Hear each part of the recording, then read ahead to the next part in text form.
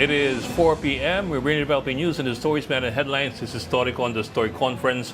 I'm Ed Lingao. Some stores are watching this Thursday, June 4. The Senate bloc led by Senator Alan Peter Cayetano went ahead with their own Blue Ribbon Committee hearing. There, 18 alleged former Marines claimed that lawmakers, including Senators Tito Soto and Erwin Tulfo, received kickbacks from flood control projects. Both senators quickly denied the allegations, pointing out inconsistencies in the statements of the witnesses. The new majority bloc, led by Senate President Pro Tempore Win Gatchalian, has called the hearing bogus. But Gatchalian says he plans to reach out to some members of the new minority bloc so that the Senate can get on with work. Malacanang has a message to the Senate following the fresh tension in the chamber.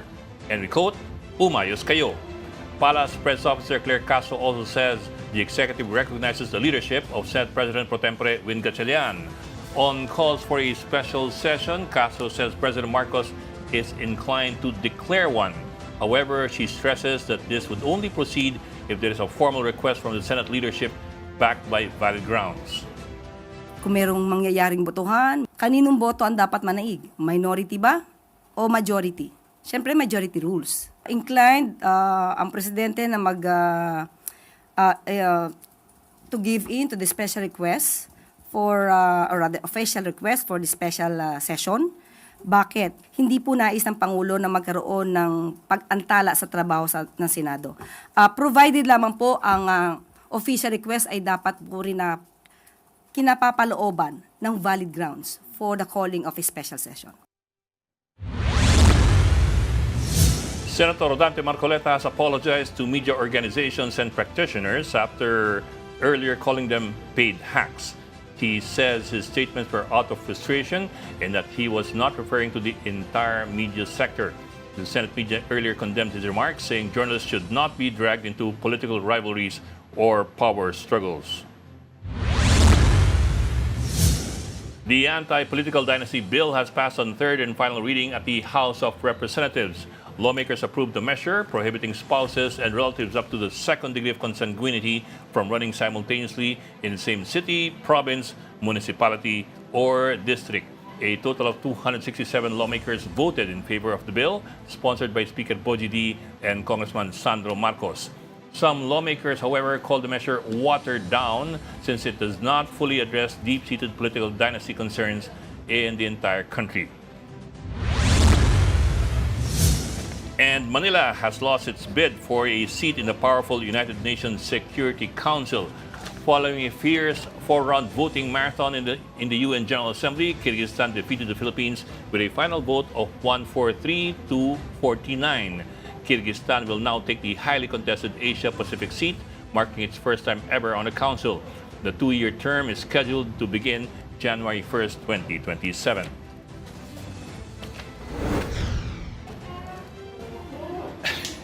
And joining us today, Storycon's resident political perspicacious philosopher, Mr. Ronald Llamas.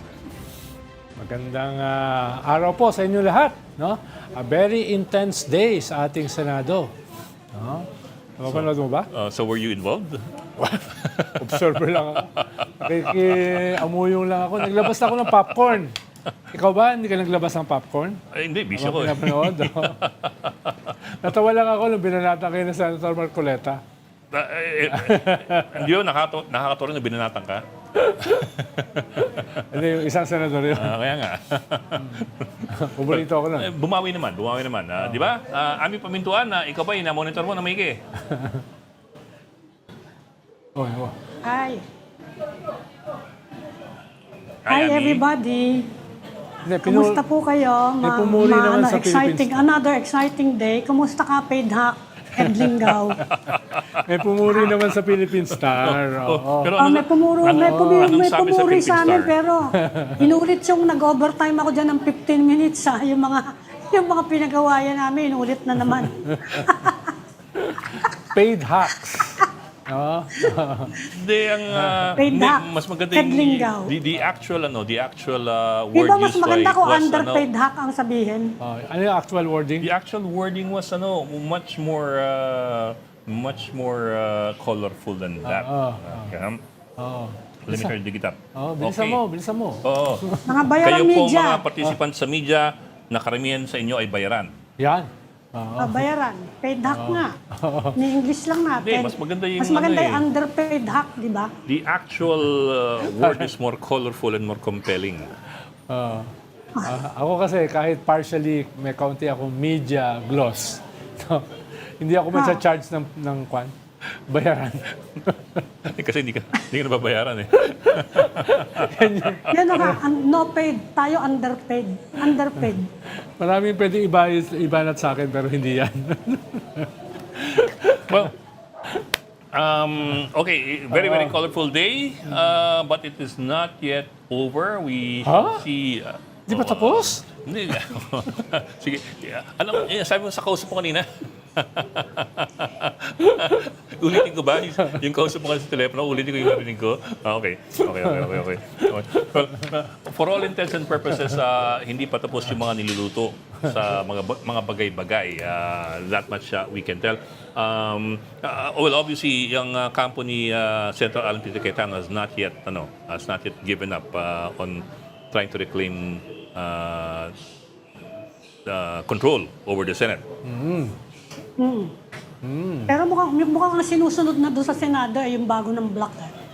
Yeah. I think you can see that from dun sa dun sa yung mga staffers or the lack of staffers dun sa hearing kanina. Especially yung Blue Ribbon staff, I don't think they were all there eh. Yeah. Diba? Saka yung Susunod sila dun tinatanong sa ko nga tinatanong ko nga kay Ronald, ikaw Ed, anong ba, well, ilan lang naman yung mga bago sinabi dun sa dun sa hearing, yung kanina, session na lang tawagin natin, session. Well, you can't call it a session either. Ang tawag nila, rump Anong session. tawag mo dyan? Presscon. Rump session. Inaway na yung media. Activity. I don't know. Inaway na yung press. Siguro, Diba activity yun? kunin natin from the horse's mouth. Ami, our guest is already here. Let's bring him in already. Sige. Yes. Okay, our guest for sige. today is Senator Raffy Tulfo. Magandang hapon sa inyo, Ami. Good afternoon. Hi. Ang hapon. Hello. Ano, Paid hack ka rin. First time namin kayo nakasama. Oh, yeah. And I'm happy to be here. First time nga. Binanatan tayo ni Marcoleta. Mga paid hack daw eh. Naku po. Oo, Paid lahat hack ka daw. rin. Bayaran. Maling-mali. Pinakamali sa lahat ng mali. Kalahati nung kalmo, media. Kalahati, senador. Di ba? Let me read it again. Let me read it again. Sabi nga, kayo pong mga participants sa media na karamihan sa inyo ay bayaran. Mali yun. Anong ibig niya sabihin? Ang gusto niyang palabasin? SMLI lang ang hindi bayaran. Yan ang pinakamasakit. Masama ang loob ni Ronald kasi hindi siya nababayaran. Ako kasi walang bayad dito eh. Iway lang siya dito eh. Hindi kami nga wala eh. Kanya siguro sabi yun kasi hindi niya nakukuha yung gusto niya. Nag-apologize naman. Oo nga. Kayo naman, nag-apologize naman. Pero, Sen, teka, siyempre, tanong ng marami, paano na mariresolve itong ampas na ito, itong girian na to na mukhang hindi pa, it's not going to be resolved anytime soon. That's a question everybody's mind eh. What happens now? Okay, Ed, first of all, tamang sinabi ni Ami kanina, dapat ang tawag ng press con. Huwag natin tawagin hearing kasi bogus na hearing yun. So it's a press con. Yeah, nagmamatigas kasi si Alan Peter Cayetano. It's like history repeating itself. Kung matatandaan nyo, dating sa House of Representatives, 2020. ginawa na niya yun. Ngayon, ginagawa na naman niya.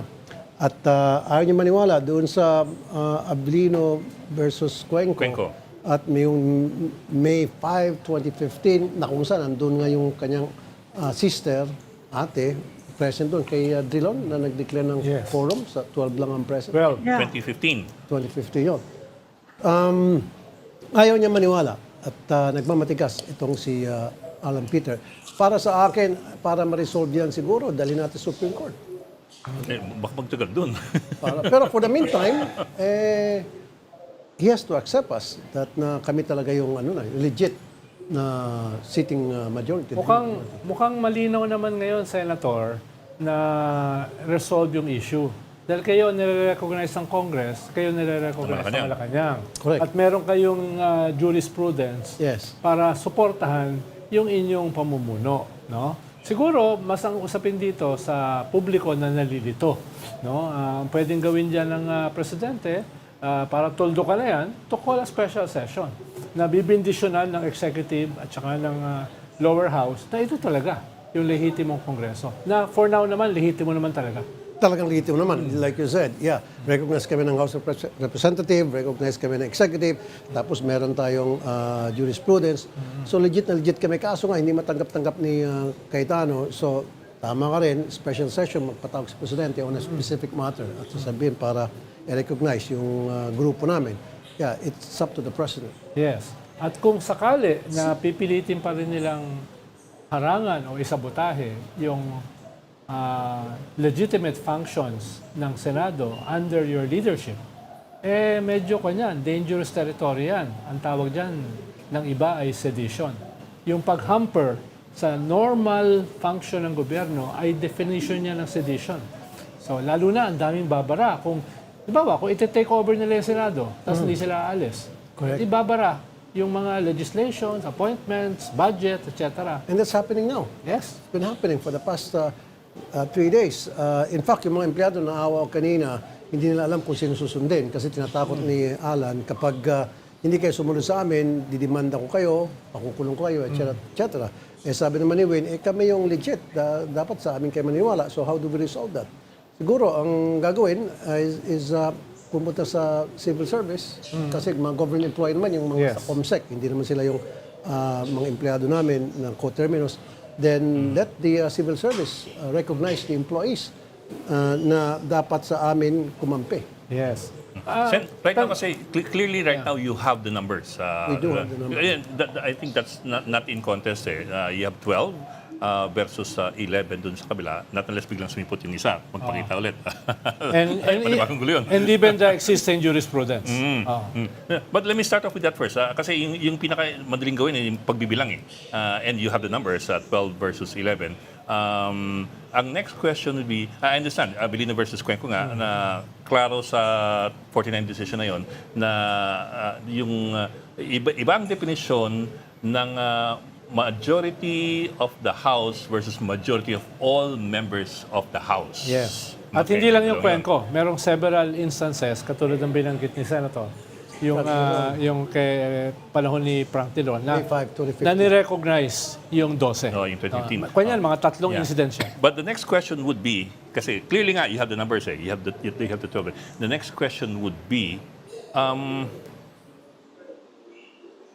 how do you take control of the Senate, especially the Senate presidency? Acting lang kasi si Win Gatchalian. Acting until such time na magkaroon kami ng 13. Yes. Ayun nga, sir. Yes. Pero, pero pending that, eh, For the meantime, parang acting presiding officer siya Yes. and permanent pro tem. Pro tem. No. Siguro yung tanong ni Ed ay, paano matutuldukan yan kung mapapalitan na talaga yung Senate kasi yung President isa mag-i-insist. officially? Yung isa, Alan Peter will insist na there's no such thing as acting Senate President. I think he said it before. And mag-i-insist siya na kung walang acting, ako pa rin ang Senate President. Kailangan mo ng 13 boto raw. Hindi, si Win ang acting. Acting Senate President, acting presiding officer. Paano tinanggal siya? Kasi- Tinanggal siya as Senate President. All seats declared vacant kasi. Kasama na doon Senate President. So, ibig sabihin, si Cayetano wala na sa pwesto. At pinilitan ni Win as acting presiding officer. Kaso, hindi matanggap-tanggap ni Cayetano at nanggugulo siya ngayon. Kasi Ami, baka may tanong. Senator, kung sakasakaling magtawag pinag-uusapan niyo na ba within the new majority na kailangan daw ng Malacanang ng reason for the President to call a special session? Kasi malaking bagay yon for giving legitimacy to the acting presidency of Gatchalian. Yeah. Pinag-uusapan niyo na ba kung ano yung balak niyo? Iimbitahin niyo ang Presidente na magtawag ng special session? Right now, we haven't done that yet, Ami, pero that should be the best thing to do para matapos na itong kaguluhan.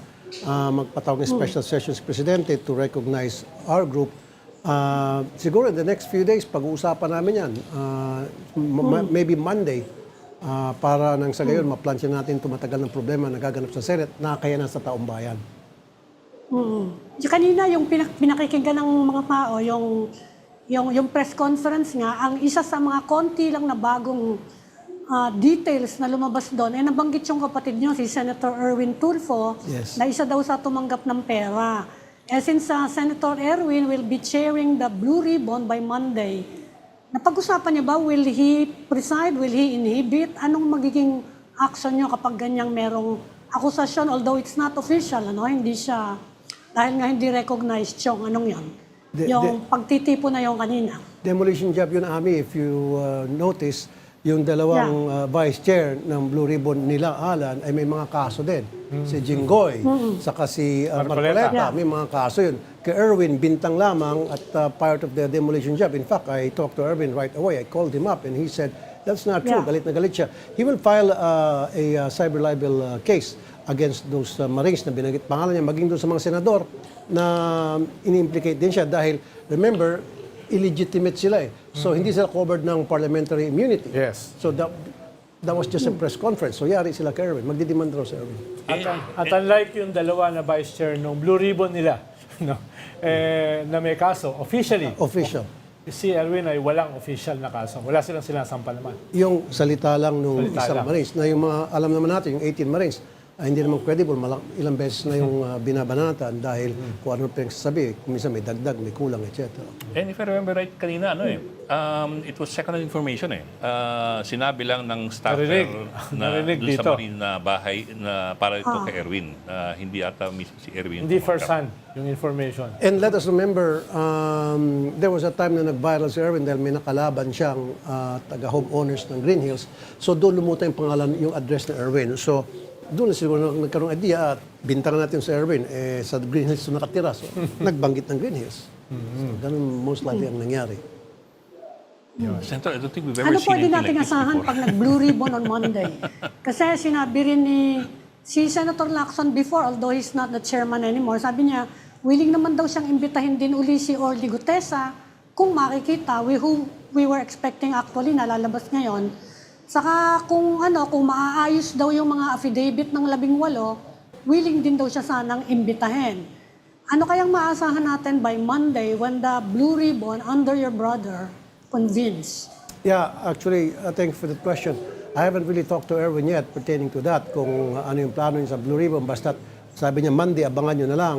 Right now, even while we speak, pinag-aaralan niya kung anong klaseng atake ang gagawin niya sa paggagawa ng another investigation sa Blue Ribbon comes Monday at sino-sino mga imbitahan niya. So, let's just wait and see. Pero sabi ni Erwin, magiging maganda raw yung magtakbo ng kanyang hearing on Monday.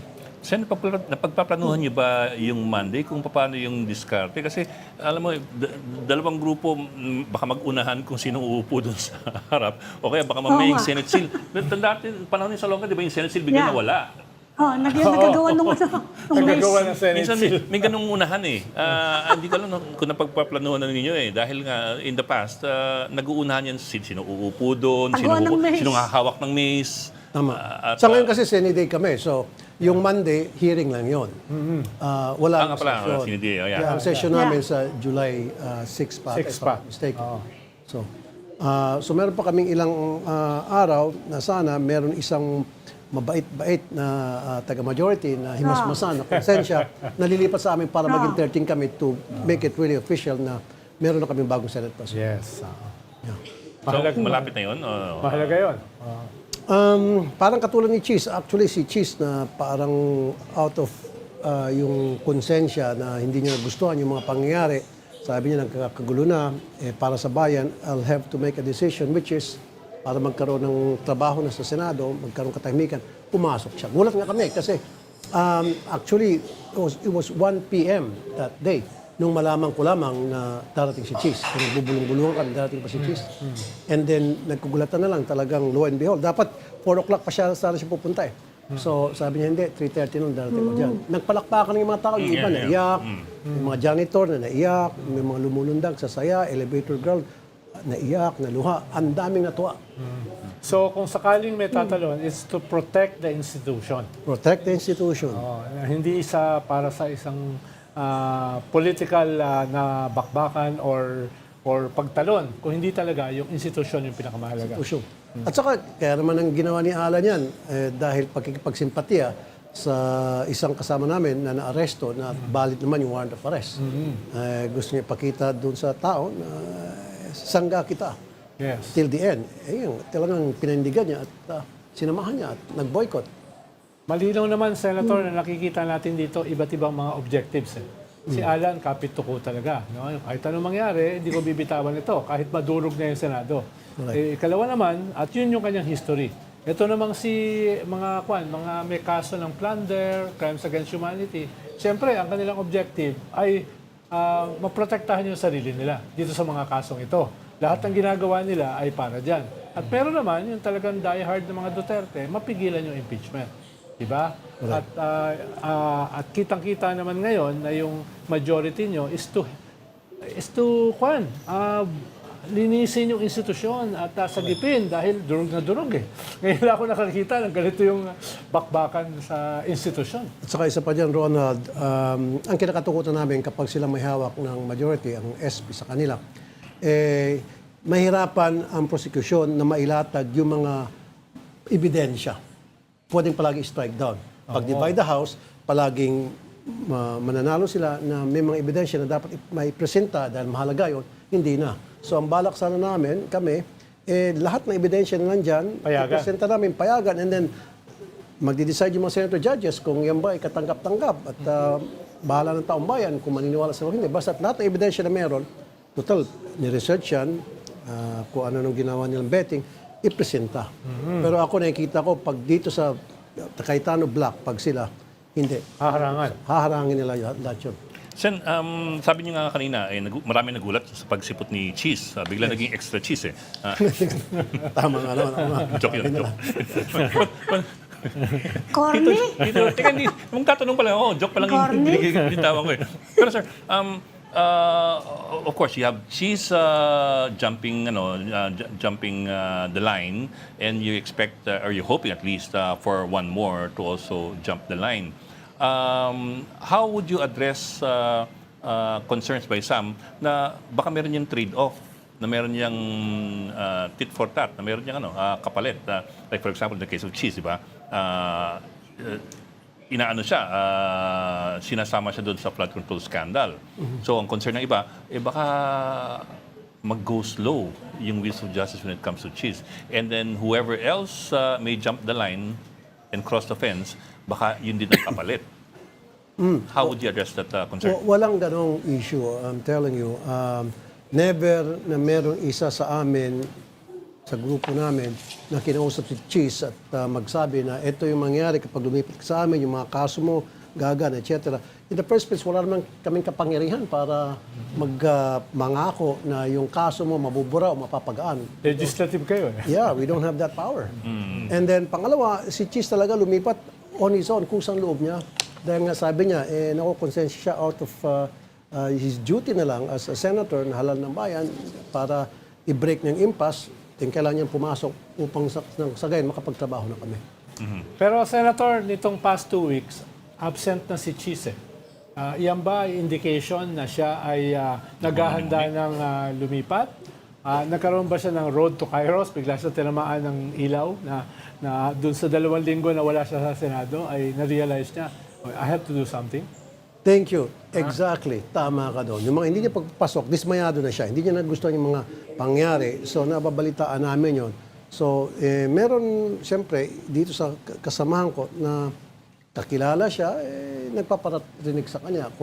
Kung ikaw ay disgruntled na, dismayado ka na, hey, why don't you join us? Para naman magkaroon katahimikan sa Senado at para sa bayan natin, mawala na itong mga kaguluhan.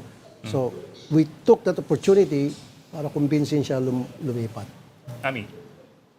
Senator, so anong preparations nyo ngayon? Kasi sabi natin ni Alan Peter, etong coming weeks, pre-trial yan, yung parang preliminary investigation na, impeachment, and they are laying down the rules. Kayo po, ano yung mga pinag-uusapan nyo ngayon o anong mga nasa schedule ngayon in preparation for the impeachment? Kasi si Win Gatchalian ang inaasahan namin na magiging presiding officer. In relation sa tanong ni Ami, Senator, parang pinapalabas pa nila na kayo pa ngayon ang nagsasabotahe ng impeachment. Dahil hindi natutuloy yung mga preparasyon. papunta sa sa July 6, no? Mas lalong tuloy, pag sila, there's the possibility na ibabasura nila yung impeachment outright. So pag kami, sigurado talaga mayroong mangyaring impeachment proceedings. At nag-usap-usap pa nga kami, in fact, kanina, before coming over, nag-usap-usap kami sa grupo, yung mga plano namin, which I cannot divulge. Siyempre, ayoko i-telegram sa mga tao, nanonood ngayon. Maraming kayong mga pinag-usapan, maraming kayong mga pinaplano kung ano mga dapat gawin. For now, ang problema na dapat naming ayusin ay yung sa mga empleyado. It sounds petty, pero importante yun. Kasi sabi ng mga empleyado, sino sundin namin? Oo nga, Especially I can imagine Comsec, diba? Ito bang sunod ko si Alan Peter o ito bang sunod ko si Wayne? Sino sa kanila susundin? Mahalagang issue dyan, Senator, yung security. Sino ba ngayon ang head ng USAA? Correct. Sino ba ngayon ang nagko-control ng security? Correct. Dahil yung usapin ng empleyado nakaugnay doon eh. Sino ba papapasukin? No, nakita ko kanina for the first time, isang cabinet secretary, John B. Cremulya, at isang senator, nagka-pisikalan, no? Ganyan. Kung walang maayos dyan na usapin sa security, baka sumabog yan. Yeah, pinalitan na yung dating Sergeant at Arms na yun ay kay Alan Peter. Parlade. Arlade. Ito yun eh. Ang sabi ng grupo namin sa USAA, papasukin lahat ng senador. Kasi meron sila mga offices dyan, may offices kami. They can do whatever they want. Pero hindi sila pwede magbitbit ng resource persons na para umaten sa mga bogus hearing nila. Yun yung kaso kanina, yun nga, nagkatulakan dahil napumilit yung ilang senador na isama yung Marines. Kaya nagkatulakan. Yun. Pero sa mga susunod, paano nyo i-resolve yan? Talagang haharangan na. Paano? Sign of weakness yan eh, sa USAA. Oo. I told them, we have to speak the language they understand. And that language is, maging matigas ka, huwag tayong lalambot-lambot. Sabi ko, tama na yung mga higher ground na yan. Kasi sa ngayon, ang kalaban natin, pusakal, pwede siguro natin sabayan maging pusakal. Tayo yung malinis na pusakal. Diba? Ganun yun eh. Otherwise, Malinis you na pusakal. will not gain mga pusakal na niligo. Di ako yun, Di ako yun. Baka sabihin ni Ed, ako, How would you gain respect and fear from these people if ikaw ilalambot-lambot? Pagtatawanan ka, just like what Alan's doing now. Pero kung sasabayan natin siya, yung tigas niya, sasabayan natin tigas, baka tumiklop siya. Kasi ito si Alan, madaldal lang ito matapang lang ito sa salita. Di ba, minsan muntik pa sila mapanginabot ni Mix. Hindi niya alam si Mig martial arts. Black belters yun eh. Black belter yun. Kaya sabi ko, Mix, mukhang umatas ka ata.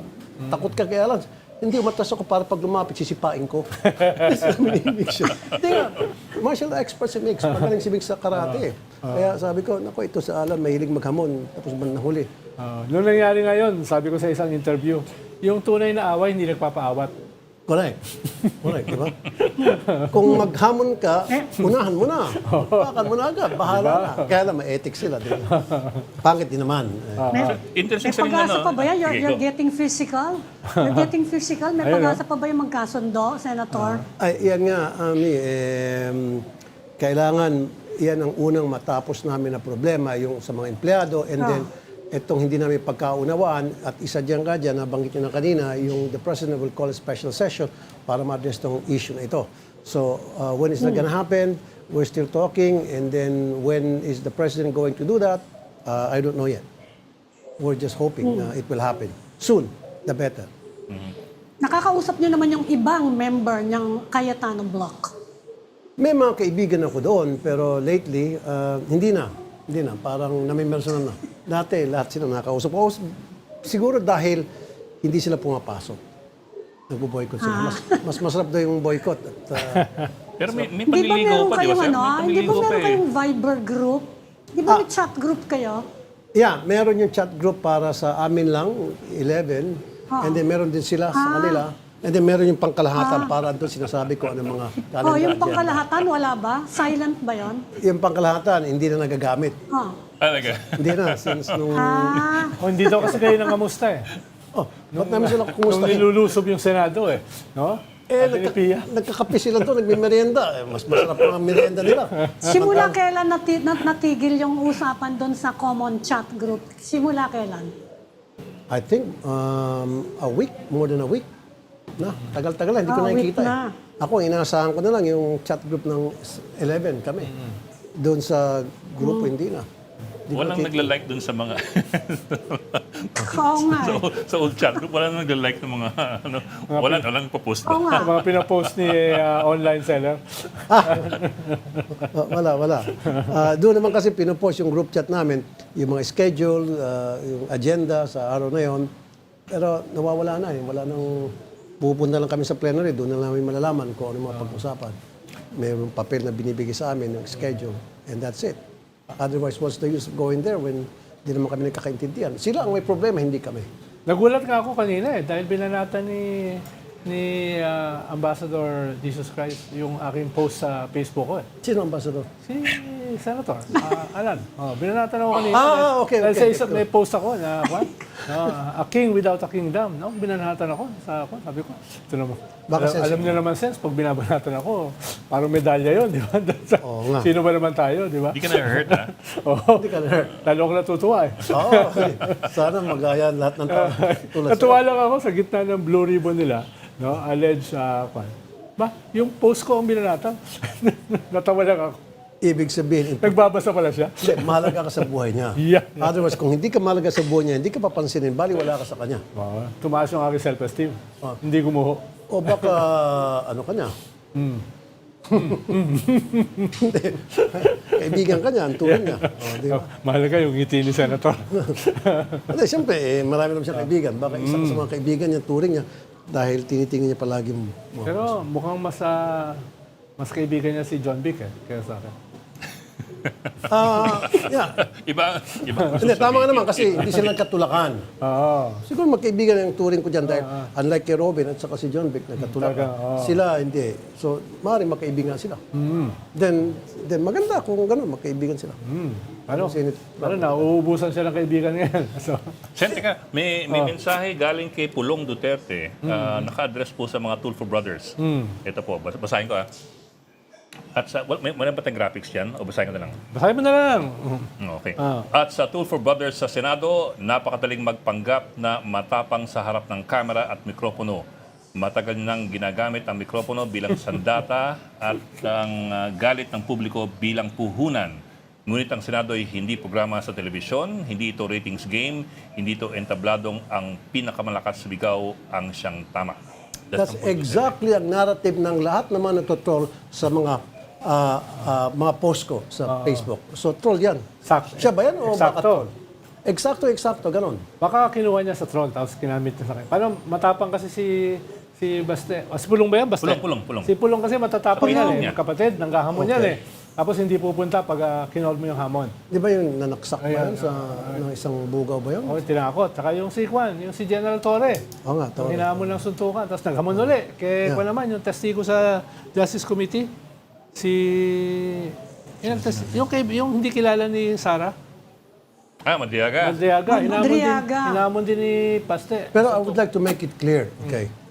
Kami, yung tapang namin, ginagamit namin sa tama. Kapag meron na api, meron mga na-oppress, kinakampihan namin yon para mabigyan ng hustisya. Diretso. Kung malapit sa amin. Tinutumbok nyo talaga. Tinutumbok namin. Kung si Juan, inaapi si Pedro, di si Pedro kakampihan namin, away namin si Juan. Doon namin ginagamit yung tapang namin. Mga mahihina. Lalo na Yung para sa mahina. Hindi yung para makipagbardagulan, para magpasikat. We don't do that. kahit yung mga asawa na inabusa na kwan. Battered women. Battered women, mga kwan. Yung mga bata na naabuso, na mumolestya. Yes. Doon namin ginagamit yung tapang namin hanggang sa masolve yung problema. Ang dami ka na nasolve na problema. Si Pulong ba may nasolve na yung problema? Ito po itong idea ng mga Duterte ng tapang, anong masasabi niyo doon? Kasi may sariling angas yung mga Duterte, di ba? In fairness talagang si PRRD, matapang naman talaga. We know that for a fact. Now, itong mga magkapatid, matapang din sila. But I don't care kung matapang sila. Then, go ahead, matapang sila. Ang point ko lang, kami matapang, ginagamit namin yung katapangan namin sa lugar na para may magbenepisyo. Yung mga may hina at yung mga inaabuso, yung mga pinagsamantalahan, doon namin binubos yung aming tapang. Nang sa gayon, sila ay mabigyan ng hustisya, sila ay makampihan namin at masolve yung kanilang problema. And I've been in the media for almost 30 years na. Daan-daan libo na Ed, Ami, and Ronald. Baka masabi ko pa, milyon na ang mga problema na solve ko na lumalapit sa akin by the hundreds araw-araw. Now, ang tanong ko, doon sa nagsasalita niyan, Ed, ano bang nasolve niya? Has he solved anything? Ako, I've solved a lot of problems. Personal problems, community problems. Marami akong mga problema na solve na lumalapit sa akin. In fact, there were so many times na I have to use my own money para ma-solve ko lang yung problema ang inilapit sa akin because they need money. Na-solve yata niya yung flooding doon sa 51 billion na nakuha niya sa distrito niya. Ikaw talaga, oh. Senator, Yes, Senator, yes, ma'am. nabanggit mo na tinutroll ka. May nakikita ka bang pattern which might make you suspect na nanggagaling lang Yes, ma'am. sa isang grupo? That is Sa correct. isang grupo lang. That's a very good observation that you have. Exactly. Malalaman ko naman kasi pare-pareho yung style. Pare-pareho yung mga sinasabi. Kunyari, may darating na, magugulat na ako, 3,000. Doon sa out of 3,000, meron doon ilang beses umuulit. Pagkatapos, pag titingin ako doon sa post ng ibang kasamahan ko senador sa 11, parehong-pareho. Parehong-pareho yung messaging. Tapos pare-pareho yung style. Kuminsan puro mga meme lang. Kuminsan patawa lang. So halata talagang trolls. Ito pa, kunyari meron ako ipopost. Pagkapopost ko pa lang, wala pang isang minuto, may kita mo, tumatakbo agad yung mga comments, umaabot agad ng Automatic. 1,000. How come? In just 1 minute, almost 1,000 agad ang papasok sa comment section na walang ginawa kundi ibabash ako. Anong, Kasi tinatanong ko yan dahil of course we all know, lahat ng survey pinapakita. Either neck and neck kayo ni Vice President Duterte or ikaw yung number 2 eh. So ikaw yung pinakamalaki actual threat sa kanya kung sakasakaling magkakaroon ng kung sasama kayo dahil sinasabi nyo, hindi kayo tatakbo. Pero kung sakasakali, ikaw yung magiging main target eh. Ikaw Yes. yung main rival. Diyan nag-umpisa yan nung ilang years na, a couple of years ago. Nung sabi ko, wag na isama yung pangalan ko sa survey. Nung nilagay ang pangalan ko sa survey at pumutok at there was a time na mas mataas ako, may time na pantay kami, doon ako inumpisan. Before that, wala Wala ako masya. Meron pa konti-konti, pero after that survey na lumitaw na nakakalamang ako or malapit ako, number 2 ako, bumuhos na agad yung mga trolls. So siguro they see me as a threat to their poon. Well, hindi naman talaga ako So, tatakbo. are you a threat? Tatanungin ko ulit, are you a threat sa 2028? Definitely, absolutely, without a doubt, hindi ako threat. Kaya yan sinasabi ko na ngayon. Kasi hindi ako tatakbo. Okay na ako maging re-electionist. Pero sir, we understand that's your position now, pero is that irreversible sa tingin nyo? Kasi may 2 taon pa eh. Is that irreversible? No, it's not. Kasi tiyan mo bakit ako tatakbo sa mas higher position na hindi ako sure. Whereas pag ako maging re-electionist, siguro naman 1 to 10 kaya ko eh. As of now. Okay. Sa mga survey, meron dyan number 1 ako, 2, 1 to 10 siguro makukuha ko. Diba? Even without campaigning siguro. Diba? For what I've done to so many people, Luzon, besides Mindanao, boboto pa rin nila ako. Doon ako sigurado. Ba't ako susugal? hindi nyo naman ako kinakailangan mag-online selling. Diba? In fact, binibiro ko sa Erwin. Sabi ko, Erwin, baka ikaw gusto mo, testing ka. Kasi sabi ko, kapag ikaw ay natalo, Senador pa rin. ka pa rin. Tumatawa-tawa si Erwin. Ganon-ganon siya. Sabi, tawa-tawa siya. Anong likelihood, sir? Anong likelihood? Si Erwin? For a higher position. Sabi ko, Erwin, subukan mong BP. Hindi, binibiro ko lang siya. Joke lang ba? Ganun kayo magbiro. Lambingan. Sige, takbo kong BP. Sabi ni Erwin, sabi niya, bakit mo ako pinatatakbo? Sabi, kasi pag ikaw tumakbo, natalo ka, Meron ka pa rin ano? senator ka pa rin, may babalikan ka. Ako pag natalo, bokya ako. So tumatawa siya. So hindi siya nagsabi ng hindi, oo. And then eventually after a few days, no, ayoko, sabi niya. Pero hindi naman siya sarado. Ibig sabihin na Hindi ko alam kung ano yung nasa loob niya. Pero yung pinakalas, nag-usap ko, sabi niya, hindi, ayaw niya. Pero nung una, tumatawa-tawa siya. Siguro after that, nahimasmasan siya, sabi niya, ayoko. Kanina, Senator, dun sa mga nagrarally sa labas ng Senado, matindi yung mga sigaw nila. Sunugin ang Kongreso, sunugin ang Malacanang, no? Ang sunugin lahat. Destabilization na yun. Oo, clearly. At malinaw, sinusuportahan nila yung nagpupulong sa loob. No? Nagpupulong sa loob. So, kayo, from your vantage point, anong call nyo sa mga mamamayan natin? No? Dahil, siyempre, nalilito. Sasama ba kami rito? Manonood lang ba kami? No? Anong call nyo sa mga mamamayang Pilipino? Magmahinahon po tayo at dapat pairali natin yung rule of law. Huwag dapat tayo gagawa ng kung ano ng mga hakbang, alang-alang lamang sa isang tao. Dapat kung gagawa rin tayo ng hakbang, isasakripisyo natin yung buhay natin, dapat para sa bayan, huwag po para sa isang tao. Sir, pala yung kanina sinabi nyo na parang, I'm paraphrasing parang fight them in the language that they know and understand. Sabi nga ninyo kanina, very colorful sabi niyo kanina, parang malinis na pusakal. You have to speak the language they understand. So meaning, magmamatigas ka. Kung matigas siya, balikan mo ng tigas. Huwag yung binato ka niya ng bato, batuhin mo ng tinapa. Hindi pwede, hindi applicable yan sa Senate. Sa Biblia, applicable yan. Pero kay Jesus, okay. Pero sa Senate, ibang usapan yan. Pag binato ka ng bato, batuhin mo ng bato rin. Kahit ambassador siya ni Jesus Christ. Kawawa na si Jesus, palagi natitawag. Hindi, tawag niya ang sarili niya. Huwag mo may turo. Tuturo ko Tawag sa kasi niya, ambassador ni Jesus. Baka inaasahan niya, babatuhin mo ng tinapay. Kasi kung halimbawa merong bully, tingnan mo, may isang bully, hindi lumalaban itong binubuli. Tuloy-tuloy ang pambubuli. Pero kung halimbawa meron isang bully, si Mario binubuli si Juan pumalag. Tapos ngayon si nambubuli. Kasi nilalabanan siya. Yun. Magkakaroon ngayon ng respeto ng bubuli doon sa binubuli niya because kinakasan siya. Kaya yung iba na nagulat dun sa nung press ko ninyo nung isang araw, nung sinabi niyong dire-diretsahan na Kung matapang ka, pumunta ka rito, or else tatawagan kitang duwag. That is correct. Yun pa rin. Ang ibig sabihin doon, kung matapang ka, magdebate tayo dito sa plenaryo, wag sa Facebook. Kasi ang ginagawa niya, puro Facebook siya. So kasi pag nandun sa Senado, magpapakita siyang tapang, magsasalita siya. Kaso, lalabas yung mga kasinungaling niya because masusupalpal siya. Takot siya masupalpal Kasi gusto niya palagi siyang tama. Kaya sabi ko, matapang dito ka para magdebatehan tayo kung sino magaling. Depende na sa mga taong bayan kung sa tingin nila sino tama o mali. Huwag siya sa Facebook kasi kung sa Facebook hindi ka pupunta rito, takot ka, duwag ka. May pumunta nga ron, naglabas ng conspiracy theory pero hindi naman nagpa-interpolate. Ayun. Yun lang. Yan nangyari yun. Senator, balikan ko lang yung mga political plans. Kasi merong mga survey na lumalabas kapag former Vice President Leni Robredo and one of the Tulfos, malaki tsansa na makalaban kung sakasakali lang makakatakbo pa si Vice President Duterte, malaki yung tsansa nila. Meron bang ganung balak, either you or your brother, na mag-Vice President kung sakasakali lang? Baka naman magbago isip mo. Yun nga sinabi ko na kanina, si Erwin biniro ko, sabi niya nung una, tatawa-tawa lang siya and then later on, sabi niya ayaw niya. Pero ako talaga, definitely, hindi talaga ako tatakbo. Kaya, like I said earlier, and I've been saying this all along, na hindi naman ako sugarol. Bakit pa ako susugal? Samantalang sa pag-re-elections ako, sure ako. Plus, I'm very happy being a senator. I can do a lot of things as a senator. Marami akong magagawang trabaho, marami akong masasolve na problema. Samantalang kung mas higher position, thankless job yan.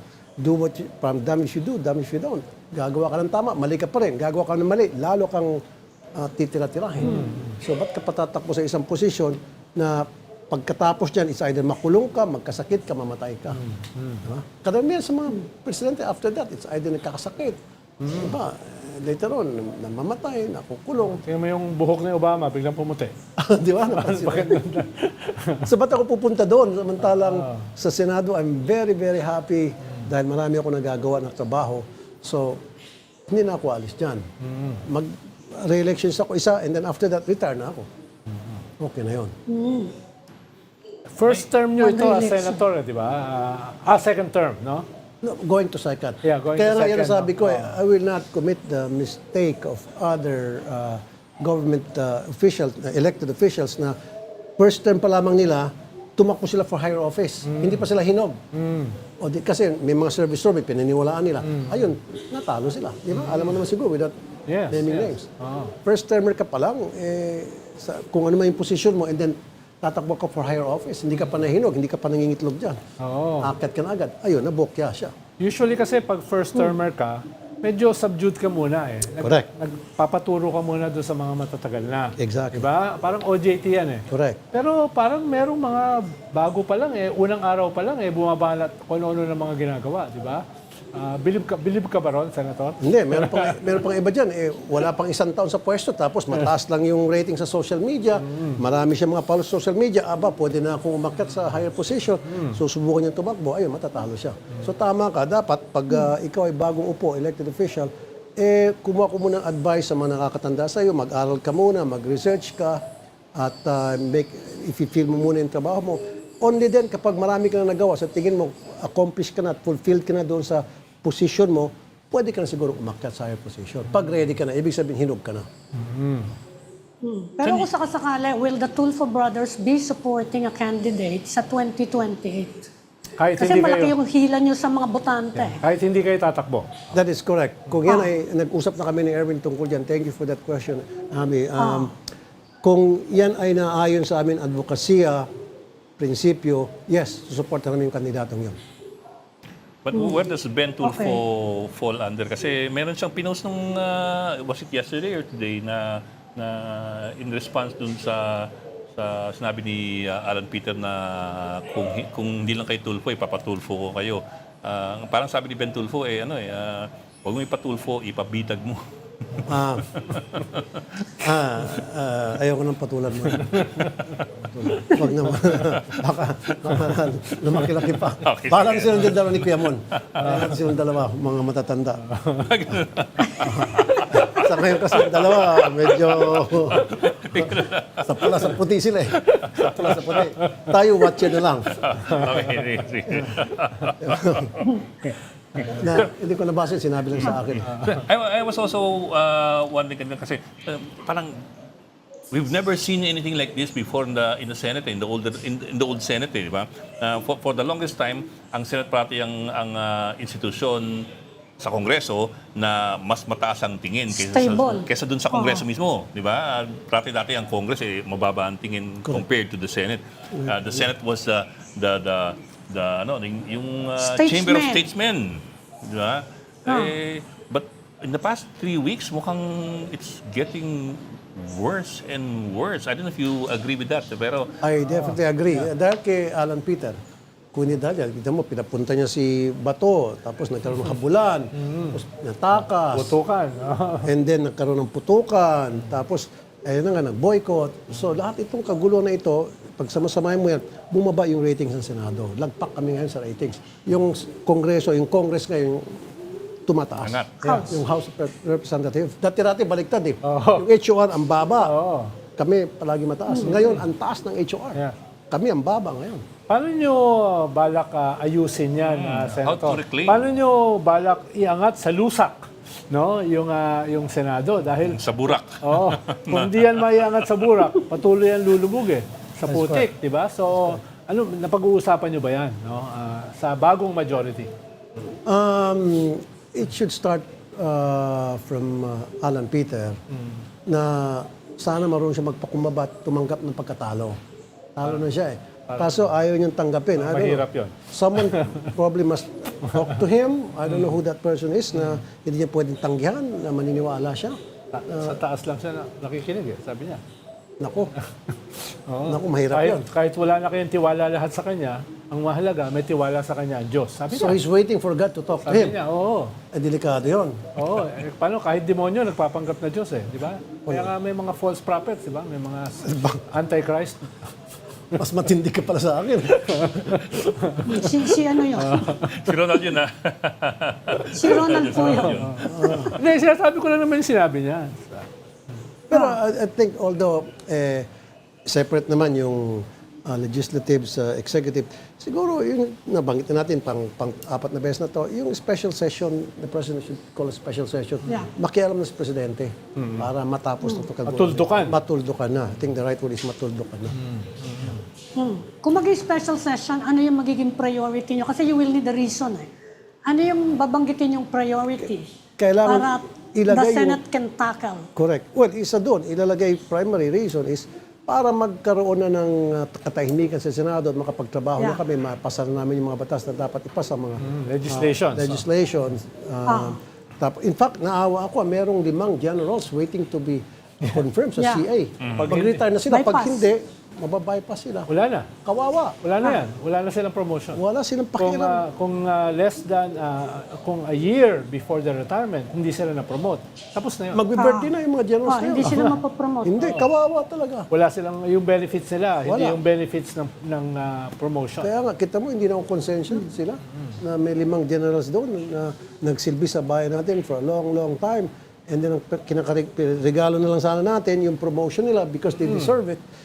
Ipagkait pa natin. Kawawa talaga. Yung pagsasaayos ba ng gulo sa Senado, could that be used as a reason for the calling of a special session or does it need to be legislation? Hindi.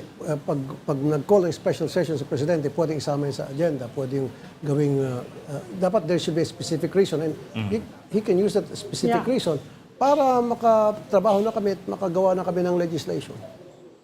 May tuloy namin trabaho namin. Otherwise, pag hindi na ayos to, ang dinadasal ko, wag sana lumaki because ako may feeling ako, someone out there gustong i-destabilize yung gobyerno natin.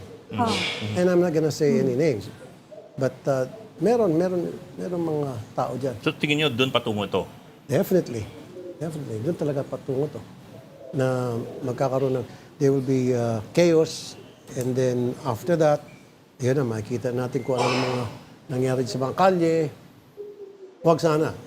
I hope the military and the PNP ay handa para i-quash kung ano man yung mga balak, kung sino nagbabalak para i-destabilize yung gobyerno natin. May nababalitaan ba kayong active movement? I know may contact din kayo sa uniformed services eh. Wala Meron ba ako. kayong nababalitaan na active movement? Wala akong contact. Sa ngayon? Sa ngayon, wala. Pero naramdam-ramdaman ko lang. Siguro, I've been in the media for so many years. Sa experience ko ito, kung minsan nababasa mo body language ng mga people involved, mga personalities, at saka kung minsan pag nababasa mo sa news, nababasa mo sa statements, sa social media, ng mga kung sino-sino. So, you add it 1 + 1 + 1 equals, yun na yun. Kung ano man yung sana wag mangyari. Okay. Ugi, Ami, anymore? Okay na. Ako, before we let you go, a little bit on impeachment Siyempre, yung presiding officer ng impeachment court has to be the Senate President. At this point, acting pa rin. Actually, Itong not necessarily. Di ba? Magdedesisyon yung Senate kung sino yung kwan. Pwedeng mangyari yon. Usually, it's a Senate President, katulad kay Enrile. Di ba? Pero pwede sila mag-decide na iba. And that's what we did. Halimbawa, kung hindi abogado. We hindi amend the abogado. rules para magkaroon ng impeachment manager. In the absence of Alan, kasi wala na siya. So impeachment manager ang maging presiding officer. At magtutulungan sila ni Win. So si Win ang pro temp and then meron yung impeachment manager na hand in hand working with Win para doon sa impeachment. Of course, Senator din yung impeachment manager. Of course. Senator. So sa ngayon, hindi pa napagpipilian. But who are the choices? Sino mga likely? I suppose abogado, di ba? Ilan ba abogado? Dalawa. Si Si Kiko at saka si Cheese. Cheese. Kiko and Cheese. Ano, pwedeng si Kiko. Pag-uusapan pa niyo yun. Pag-usapan pa yon kung sino. Depende kung ano yung pag-agrihan ng grupo. Let's just wait and see. That's Pero- impeachment manager. Pero sa bagong rules nila, pwede. Pwedeng hindi Senate President. Nung hindi pa na-amend yung rules namin, bawal, there's no such thing as impeachment manager. So we amended it at siningit namin yun na pwede na impeachment manager na mag-conduct ng mga proceedings alongside with the pro temp. Actually, isa pa yung sinasabi ni Alan Peter, there's no such thing daw as an acting Senate President. Hindi naman acting si ano. Pro tempore siya. Hindi acting si, hindi acting si Win. Siya ay pro temp. Walang acting Yeah, ngayon. she's a pro temp. Walang acting president ngayon. Siya ay pro temp. Presiding officer ang gagamitin na salita. Hindi talaga SP. Kasi pag Senate President, you need 13 votes to achieve that position. Since we don't have that votes, wala kaming 13. So, acting presiding officer. I think that's the right term. Kasi nagtatanungan kami mga media, ano ba tatawag namin sa kanya? Sa kasino? Acting presiding officer. Yan, Yes, hindi pwedeng acting Senate President. Senate President. Unless may mangyari before yung kwan. Kung merong lumipat, we don't know, then better. Pero sinidyi na kayo eh. Di ba nakabakasyon na kayo? So how will you elect a new Senate President? So yun siguro yung tanong, no? In between now and yung start ng impeachment July 6? sa July 6, how do you, kung sakaling may tumalo na isa o dalawa, how do you convene kung nakasinidiya na kayo? Nakasinidiya kami ngayon. Dapat magkukunbing kami. Most likely after, before the SONA. Siguro. First agenda of the day. Yeah. So after the pag-convene ng Senate as a trial court, As a trial court. after nun, kayo, Most likely, parang ganon. Although pinag-usapan pa ng mga legal minds na ginukonsulta namin. So, pagdating ng, di ba yung SONA, so, open yung session namin. And then, doon, pag merong... sa umaga, magse-session yung Not Senate. unless book special session. Pero, again, yun Yeah. pala. Pag nagpatawag ng special session si Presidente, Pwede kung doon kayo. Mas yun ang mas yun ang, kasi ang tagal pa rin SONA, sir. July pa yun. July And July pa yun. 26, I guess. Yes. Ano pala, yung desisyon ng Korte Suprema dun sa Abilino versus Cuenco, si Mariano Cuenco was elected as the acting Senate President. So mayroong acting. Oh, yan pala eh. But this was this pwede. 1949 to. What 1949 to? Ayun naman pala, the acting. Hindi, Pero at least kami may sinabi namin president. acting presiding. ito yung decision. Designated the Honorable Mariano Jesus Cuenco, acting President of the Senate. Put to a vote, the said resolution was unanimously approved. That's resolution number 68. May president siya. May president. Yeah, yan ang ginagamit namin palagi. Sinasabi namin sa kanya. Pero ayaw maniwala ni Alan Peter. He cannot accept the fact na wala na talaga siya, talo na siya. Ayaw eh. Ay magpatalo. Baka makumbinsi mo. Oo. Kaso kakabanat lang sa akin kanina. Nag-uusap ba kayo? Dapat magbati na lang kayo. Ay, ako, willing ako makipagbate. Okay. Sige, gusto mo. Gawa ko ng parang para. Oo, ako, lalaki akong kausap. O, di, sige. Sabihin ko. Ano gusto mong i-imply? Mag-coffee na lang kayo. Hindi Coffee lagi or... kasi, di ba, usapan nila matibag, usapang lalaki raw. So, Sige, pwede naman. Mag-coffee kayo. Ano mo gusto mo? Coffee, dinner, o breakfast? mas masarap yung dinner. Dinner, sige. Sabihin ko. Kung kinakailangan, alang-alang sa'yo, ako na mag-sponsor ng dinner kung saan restaurant gusto mo. Oh, yan ha. May restaurant sa Global. The Bolt. The Bolt. Doon sila nag-meeting kahapon eh. Gusto mo doon. Mahal daw dun eh. Medyo mahal doon. Hindi kaya ng budget ko yun. Kaya kayo na pinili ko dahil yung pinakamahal. Mahal doon. Saka Talagang yun, talagang bangko yun. Na may Bolt. ganon. Wow. Nandun daw sila kahapon. No? Okay. Pinaplot itong gagawin laban sa inyo. Palagi naman sila nagpaplano eh. Same thing with us, to be fair. Kami rin nagpaplano kami every now and then. Nag-uusap kami. Ano naman dapat continuous yung planning. Hindi yung naging complacent ka na kasi nakuha mo na yung gusto mo. Tuloy-tuloy pa rin yung plano, tuloy yung pag-uusap. Maganda nga yung sinabi ni Chairman ng Senate Committee on Silence. Si Lito Lapid. Ang sabi niya ay, huwag naman tayo masyadong ipokrito. Dahil sinasabi nyo, kinakausap namin yung mga kasama nyo para tumalon. Eh di ba kinakausap nyo rin kami para tumalon? Parehas naman natin ginagawa yan, di ba? Yan si Supremo. Oo, yan si Supremo, di ba? Straight talk, straight shooter. Minsan lang magsalita, pero direct to the point. May sense talaga. Kayang tumama ng 2 target sa isang bala lang. Nakita ko nga kayong tatlo na nag-uusap ni Senator Ping Lacson. Sabi niya, wala ko committee on silence ako. Di ba? Yeah. Siya na mismo ang nagsasabi. Yung mga banat sa kanya, pinagtatawanan na lang niya. Di ba? Pero para sa kalaman ng marami, si Lito Lapid ay napakabait na tao. At napakaraming bills na final. Maraming business na ipad. Marami na akong nakausap ng mga tao na lalapit sa akin, kinukumusta si Sen. Lito, at pinupuri siya na napakabait na tao raw. In fact, even yung mga kasambahay niya, pinupuri siya, yung mga dati niyang kasambahay. Mabait siyang tao, yung family daw niya, napaka down to earth. Malaking bagay yun. Yes. Okay. Okay? Kaya Pami? Okay. inaasahan pa namin, Senator, ang mga susunod na kabanata dito sa ating telenovela. Thank you for inviting me. Pero sir, walang mangyayari until or unless may session, di ba? Kasi nga sinidi eh. So kahit may makumbinsi kayong lumipat, effectively... Maghihintay ng special session. Or, Tayo ng special session. or yung SONA. Or sa SONA. Matagal-tagal pa yung sa SONA. July pa yun. And ano pa yun? Yeah. Or kung magkaroon ng special session, by that time may special session, then meron kami maisingit na +1 or +2, +3. Kaya sabi ko, I'm inviting everybody, lahat ng mga taga ngayon the new minority, lipat kayo sa amin. Okay lang. Para sagipin yung institusyon, para Sagipin ayusin yung institusyon. institusyon. Ayusin natin yung problema ng ating bayan. Tama na. I mean, labis-labis na yung mga pangyaring kahiyan na dulot itong problema dinala ni Alan Peter Cayetano sa Senado. Okay. Ami, may pabol? Okay na. Okay, ikaw. Ronald. Okay. Ha? Okay. Okay. Maraming Thank salamat you, sa ating Senator. panahon ninyo. Senator. Thank you. Senator Raffy Tulfo. Maraming salamat po. Salamat po. Thanks, Ami. Thank you, sir. Thank you. Thank you. First time nakasama ka namin dito. Thank you. Face to face. Sana hindi ito yung huli, Senator. Yeah, anytime, just give me a call. Yeah.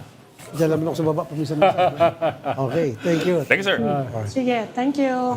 Okay, you're watching StoryCon on One News. We will take a break. We will be right back. This is the Story Conference Group or the StoryCon Group.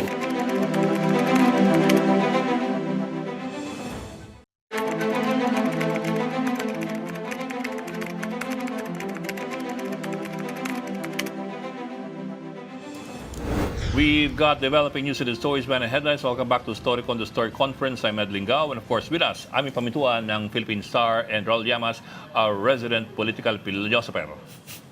Also joining us is Mojo Merimon Reyes, reporting to us live from the Senate. Merimon, mukhang busy kayo ngayong araw dyan. Oo nga. Napaka-exciting. Nako, tama yan. Lalo sa mga susunod na linggo kasi ang sabi ni Senator Alan Peter Cayetano, yung itong struggle, hindi lang daw ngayon sa naging pag quote-unquote, Blue Ribbon Committee hearing nila, kundi pwede rin daw sa mga susunod na araw pa ito magpapatuloy. Pero ang sabi ni Senator Cayetano, he will assert daw his Senate presidency, magsusulat daw siya ng letters at kapag natanong ko kasi ang kanina nung nag-conduct ng press con itong si Cayetano at nilinaw natin kung paano kung while he is asserting or moving on his own, yung Gatchalian-led bloc naman o si Pro Tem Senator Sherwin Gatchalian gagalaw din kung wala may nilabas na letters or notices, may ilabas din si Senator Gatchalian who will take precedence. Ang nasabi ni Senator Cayetano, para lang daw yung agawan sa kumpanya, ang naapektuhan daw dito yung stakeholders. Pero pagdating sa kumpiyansa niya raw sa mga empleyado, they are it's up to them to decide, pero basta gagalaw daw sila. And ang sabi pa niya kay Senator Gatchalian, wait for your time. Siya raw, hinintay niya raw. Hindi niya nga raw alam na ilang taon niyang hinintay. Hindi niya raw sure kung mabibigay sa kanya. Pero nabigay sa kanya yung liderato. So, wait for your time daw. Lalo't kung siya raw ay nasa panig ni Senator Gatchalian, sasabihin niya, wag daw i-push o wag ipagpatuloy itong ginagawa bilang acting presiding officer. Lalo't illegal daw yun. Bok. Pero Bok, for example, yung I don't know if you'd call it a hearing, pero whatever that you called the activity a while ago about the testimony of the Marines and the Army personnel, fully staffed ba ang Senado kanina doon sa session, sa hearing room? I mean, that was the Blue Ribbon Secretariat there or they Or yung mga staff lang nila. Mga staff lang nila. Give us an idea kung sinong sinundan ng mga empleyado at mga staffers ng Senado. Kung gumagana ba yung burokrasya ng Senado? Kanina, yung tinatawag ko muna siya ngayon na pagpupulong kasi nga, they call it hearing, pero ang sabi naman ni Senator Erwin Tulfo, yung naluklok na chairman ng Blue Ribbon Committee kahapon, walang official hearing ngayon, is kaninang umaga, may nakita tayo mga ilang senatorial staff na nag-ayos din sa session hall. Pero throughout the course nitong hearing nila Cayetano, led by the man of the hour, Senator Dante Marcoleta, wala tayong nakita from the broom o yung from the secretariat, puro senatorial staff lang yung nandoon. And even tinanong din natin yan mismo sa opisina ni Senator Alan Peter Cayetano, wala nga raw staff from them. So more on senatorial staff lang talaga yung nandoon. And pero ang sinabi pa kanina ni Senator Cayetano, hindi niya rin daw alam kung paano na pagdesisyonan na kasi meron daw nag-prepare ng pagkain ng guests pero hindi nilinaw or hindi nalinaw kung parang staff ba to in general ba ng Senado, ng staff ba na kinausap ng nina Cayetano or what. Pero yung sinabi niya na hindi raw alam kung paano raw umabot sa point na yun na mayroong ding naghanda ng pagkain para sa mga guests. Kasi maging issue din sa Monday pag nag-blue ribbon naman si Erwin Tulfo. Yes. Merimon, natanong mo ba sila dyan, bakit kulang yung mga senador? Paano, siyempre, committee hearing lang nila yan, or committee meeting, or whatever you call it. Pero, siyempre, kailangan magpakita sila ng puwersa. Dahil ito yung first time na pumunta sila sa Senate na hindi na sila yung minority. Although tawag nila sa sarili nila, majority pa rin. Natanong mo ba kung bakit wala yung 4-5 senador dyan?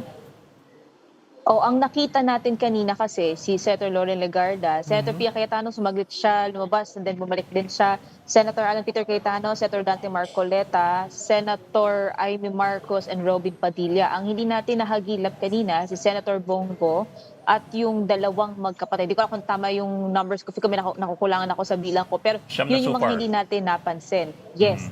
And wala silang nag-iibang pagpapaliwanag. Joel Villanueva. And Senator Joel Villanueva. And so far, wala naman eh. Pero ang huling sinabi kasi nitong mga senador na pinupush itong pagdinig ng Blue Ribbon na ginawa kanina, sinihikayat din nila. At actually, may paghahamon nga sila sa new majority din na pumunta raw at sumama sa pagdinig dahil nga kung nais daw talaga mabuksan yung hindi lang daw partial, kundi impartial truth, gawin daw nila to. Pero later on, naglabas din ng statement yung solid block 12, yung new majority, technically, at natatawag nila hindi authorized yung pagdinig, hindi ito official, at walang saysay yung pagpupunta ng mga senador. At ang nasabi pa nga ni Senator Tito Soto naman, in a separate statement, bogus investigation daw ito, at may effect ito or may motibo ito ng pag-destabilize ng gobyerno. Merimon, kumusta na kayo? Saka si Senator Marcoleta.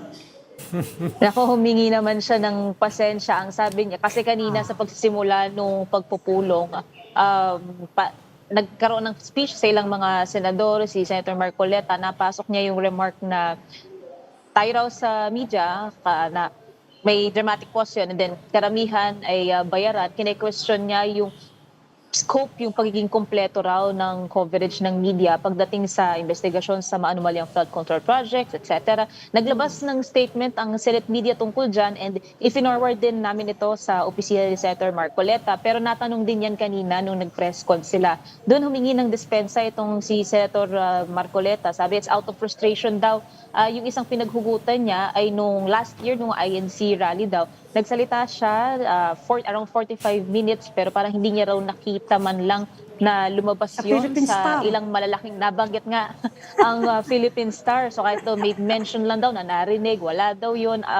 Dinagdag pa yung, though ni-recognize nila, pati si Senator Alan Peter Cayetano, dinugtungan yun na humingi rin ng dispensa.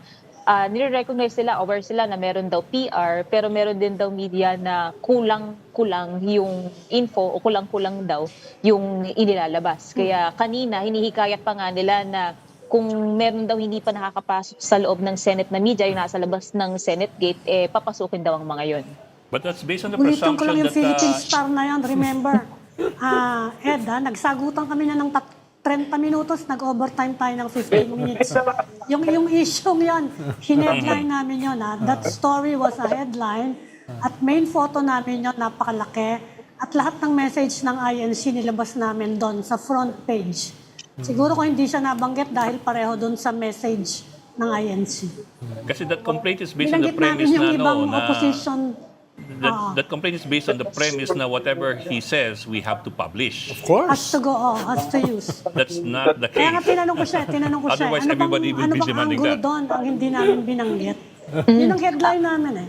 Kung ano yung Ang sinabi ng dinagdag pa- INC, yun ang headline namin.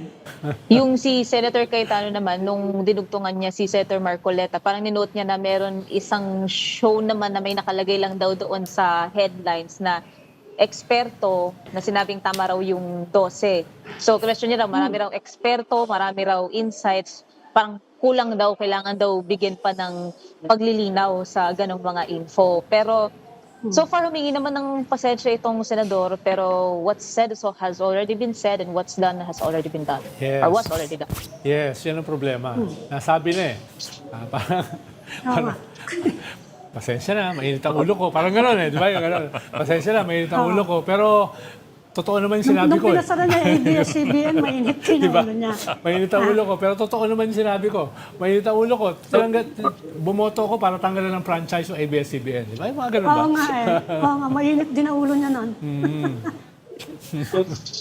Okay. Pero, Natatandaan ko din Mary yung Mon, mga reklamo kasi delikado yan eh. Ha? Kasi natatandaan ko din yung mga reklamo nun sa ABS-CBN eh. Di daw nila alabas din yung yung mga sinasabi. That's not a light accusation. Ha? yes. Hindi daw linalabas yung mga sinasabi nila. Naku, Yung mga yari kayo. press statement nila. Baka tanggalan ni kayo ng Yan. franchise. Hindi nyo nila. Sigador ka talaga. Pero Mary Mon, mas mahalagang tanong, no? Bakit ka nakaitim? Naku, actually, iba yung suot talaga natin kanina. Nagpalit lang tayo. Ikaw talaga. Napapawisan na rin. Baka kasi political statement, di ba? Hindi. No political statements from our teams. Diba? Okay. Napagpawisan lang. Nagpuwisan tuloy. Okay. Maraming salamat sa iyo. Mary Mon Reyes, ang ating reporter sa Senado. Thank you, Mary Mon. Instikador. Thank you, Mary Talagang Mon. instigador. Teka, pasok natin sa Palanting Mojo. I think Arles de Los Santos is here. Arles, are you already online?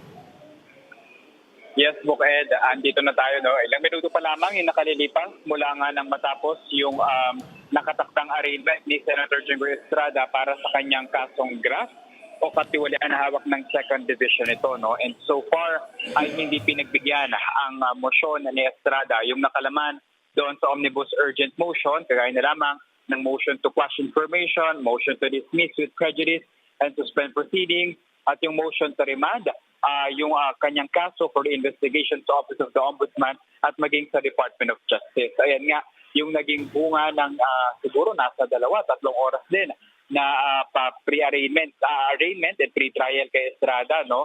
Na kalaunan nga, bago yan actually, nagbigay pa ng kanya-kanya mga posisyon ang depensa at prosekusyon na kalaunan nga ay nagdesisyon na hindi pagbigyan ang hiling ni Estrada. No?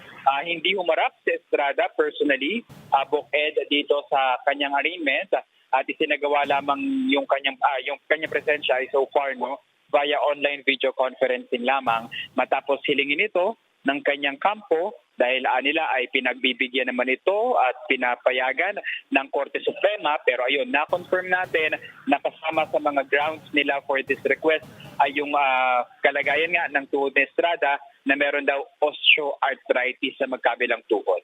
Arles, pwede bang ipaliwanag mo lang ng konti ano yung nangyaring proseso na yan? Anong ibig sabihin ng arraignment dito sa kaso ni Senator Jinggoy? Dahil hindi lahat sa ating mga tagapakinig na unawaan yan. Ronald, yung arraignment ay yung pagbasa ng sakdal kay Estrada. No? Kailangan banggitin mismo sa korte kung ano nga yung mga kaso na isinampa sa kanya. And for this case, sa Second Division ng Sandigan Bayan, ayun yung kanyang graft case. At ito ay payable, so nakapagpiansa na siya dito ng 90,000 pesos. Pero kasi hiniling ni Estrada na kung maaari ay ibasura yung kaso sa kanya o ibalik sa Office of the Ombudsman para sa reinvestigation.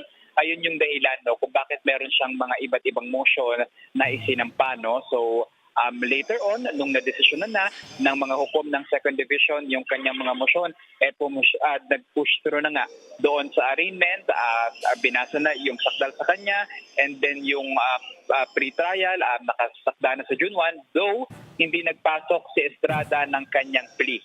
Kung guilty man or not guilty, which means the court will automatically proceed to enter a not guilty plea for him para maprotektahan yung kanyang constitutional rights and para magtuloy na rin sa pre-trial or trial yung kanyang kaso. So nag-enter ng not guilty plea yung Sandigan, Yes, tama ka dyan, Ami. Actually, initially, yung kanyang mga abogado not guilty plea sana ipapasok. Pero nung tinanong si Estrada, hindi ito nagsalita. So that means ayaw niyang magpasok ng kanyang plea. And yun, not guilty plea na yung ipinasok dito. At saka hindi pa yan, iba pa yan sa plunder. Nasa 5th division yan, di ba? Yes. Actually, iba pa nga amin, and napagpaliban nga yun. Sa totoo lang, yung kanyang plunder charge na hawak ng 5th Division ng Sandigan Bayan And ayun naman, kailangan pa kasing resolbahin yung mga motion doon na kanya ding inihain. No? Kaparehas actually na mga motion dito, yung kanyang inihain, yung motion to quash, motion to dismiss, at motion to remand sa Office of the Ombudsman. Initially nga, Ami, yung kanyang plunder case ay meron pang motion for to fix bail at yung motion for transfer of detention facility, pero iniurong nila ito, no? At hindi na nga sila nag-proceed dito. Tinanong natin si Attorney Noel Austria kung ano yung naging basehan dito, tila desisyon daw ito, no, ng kanyang pamilya. Nakita naman na maayos yung magiging kondisyon noon, Estrada. Ano yung susunod, Arles, dito sa kaso ni Senator Jinggoy? Halimbawa dito sa plunder. No? Anong susunod sa mga darating na araw at saka sa isang linggo? Yung sa plunder, Ronald, ay nakaschedule yung arraignment sa June 30. Kailangan munang resolbahin yung mga motion at bigyan ito ng desisyon ng mga hukom bago dumiretso sa arraignment mismo, no, yung pagbasa rin ng sakdal sa kanya sa plunder. Ito naman sa second division, dahil tapos na solusyonan o bigyan tugon yung mga motion niya, napasahan na siya ng sakdal at nakapag-file na ng plea para sa kanya, sa July 1 naman nakatakda yung pre-trial sa kanya, no. Pero may mga in-between ito, kagaya na lamang ng preliminary conference, yung pagmamark ng mga evidence and exhibit para bago magtuloy-tuloy doon sa kanyang pre-trial. So Arles, kung may mga senador pa na makakasuhan dyan, so hindi ka na aalis dyan? Diyan ka na matutulog? Baka Yan tuloy, nag-choppy tuloy. Kawawa naman si Arles. Actually, Ronald, kung ako ay baka mapapadalas dito dahil sa paparating pang mga kasong isasampa, no? Si Secretary Manuel Bonoan, hindi naman nakadalo ngayong araw kasi marami-rami yung mga sakit na ating nalaman, no, na nararanasan pala ni Bonoan base na rin sa dokumento na binasa ni Sandigan Bayan 2nd Division Presiding Judge Ekong, no? Meron daw si Bonoan acute coronary syndrome, chronic kidney diseases, prostate cancer, type 2 diabetes, L4 at L5 back pain, spine, carcinoma at heart failure. Kahit di kasi ako kasuhan ng plunder, dadami sakit ko eh. Sa'yo nang galing yan, Ronald, hindi sa akin. Ano yung carcinoma niya? Saan? Carcinoma so far, Ami, hindi pa natutukoy kung saang part na related It's a siya. kind of skin doon sa cancer, skin. Yes, skin cancer type siya. Carcinoma is a kind of prostate. skin cancer. I had that before. Yes, plus prostate cancer. Pero since hindi siya nakarap dito sa Sandigan Bayan para sa second division, meron din kasi siyang motion to quash, no, na i-final dito, hindi pa nabibigyan ng resolusyon yon at hindi pa siya nababasahan ng sakdal. So technically, hindi pa siya arraigned. Pero nasan siya ngayon? Nasa ospital? Nasa kulungan? Saan ba siya ngayon? Yeah, Di ba hospital. humingi siya ng hospital arrest? The last information we have, Ronald, ay nasa isang private hospital. Narinig natin, Medical City for his Nasa hospital for siya. his case. Yes, and kailangan niyang magkaroon ng angiogram kasi may mga heart-related problems siya and tignan natin kung magpuproceed din with operation. Parang hotel yon, Medical City. Oo. At parang biglang naipon yung mga sakit niya, no? Sabi ko nga, kung si Ami, mga kasuhan ng plunder yan. St. Luke's yan. Okay. PGH ako, PGH. Papahingin na natin si Arles. Kaya talaga, maraming salamat sa iyo, Arles de los Santos. Arles de los Santos pala. Arles, yung tent mo, ilagay mo dyan yung tent mo. Thank you, Arles. May chromatic. Okay. Thank you very much, Arles de los Santos. And thank you as well to for joining Storycon today. Ami Pamintuan, ng Editor-in-Chief ng Philippine Star, and Mr. Ronald Llamas, a resident political instigator. Wait ko.